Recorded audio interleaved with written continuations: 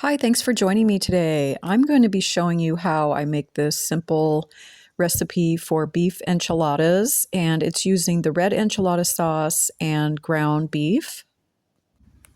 I will be telling you all the ingredients that I'm using, but I will also list those in the description box as well as the full recipe with the directions.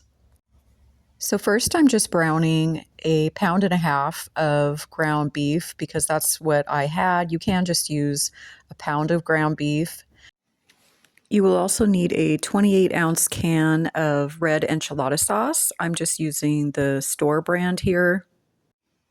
You'll also see later on, I'm going to transfer this into a pourable measuring cup just to make it easier to pour. It's kind of hard to pour out of the can and makes a mess. So yeah, you'll magically see it appears in a measuring cup later in this video. You'll also need a baking dish. I believe mine is a 9 by 13, I believe, glass baking dish. And then I'm going to pour some of the enchilada sauce along the bottom of the baking dish. I'm also going to be adding onion salt to the ground beef. And sometimes I would just use onion powder and then just regular salt, but we didn't have any regular onion powder, so I just used the onion salt that we had on hand.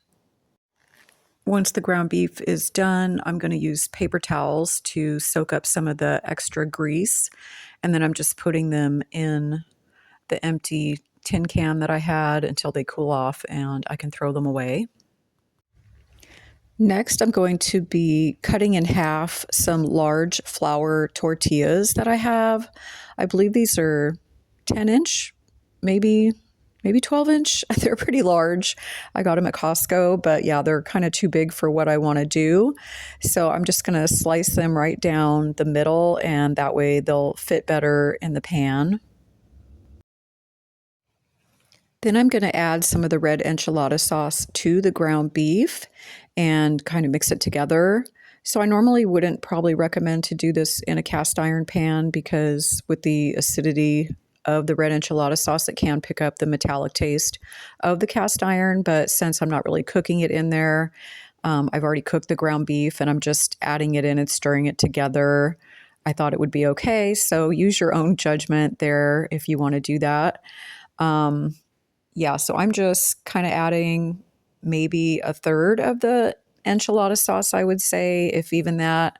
I'm just sort of coating all of the ground beef, and I don't really want it soaking wet where it's a lot of extra liquid. I just want to get it all coated. So now I'm going to assemble the enchiladas. I'm going to lay down one of my tortillas and put some of the ground beef mixture in there. So I was just trying to evenly distribute it between all the enchiladas. So you'll see some of them, I didn't do it very evenly. Some of them I'm adding maybe 3 tablespoons. Some of them I'm adding 5 tablespoons. So yeah, I found out, maybe 4 tablespoons a piece would have been, plenty. So my enchiladas are quite large. And so you're just going to have to use your judgment on the size of tortilla and what you like. So I just added the ground beef, some of the cheese, and then I'm just rolling them up and putting them seam side down into the liquid in the bottom of the pan. I am using a Mexican blend cheese, but of course you can use whatever cheese you want. You could use mozzarella or cheddar or Monterey Jack or whatever you prefer. So to make it easier, you will see that I'm going to dump some of this cheese from the bag into a bowl to make it easier and a lot cleaner. Since my hands do get dirty doing this, I do get some sauce on them, so I don't want to keep reaching into the bag. So yeah, it is much easier to put the cheese in a bowl or something and then use it from there, and then you don't waste any cheese or get your bag dirty. I will fast forward here so you don't have to watch me assemble all of these. So I will skip ahead until I'm almost done. I managed to make a total of 9 enchiladas. They were quite large.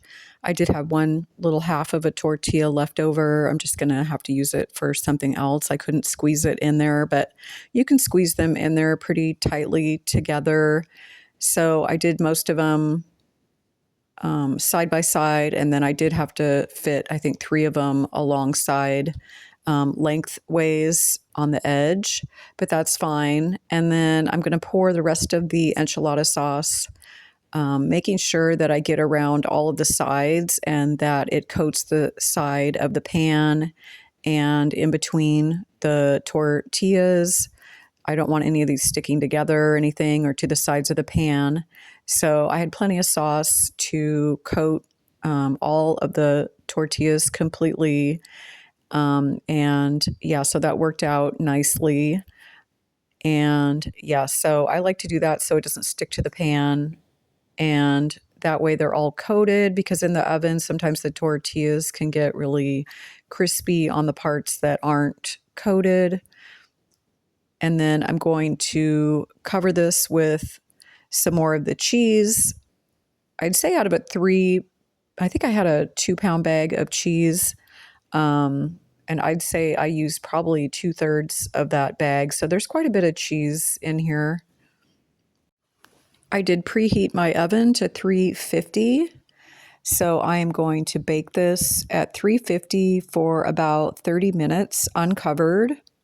And then if you want to, for like the last few minutes, you could put it under the broiler just to get the cheese a little more crispy. So this is the finished product. Of course, I like to top mine with sour cream. You could also use cilantro, or you could add like black olives or whatever you want.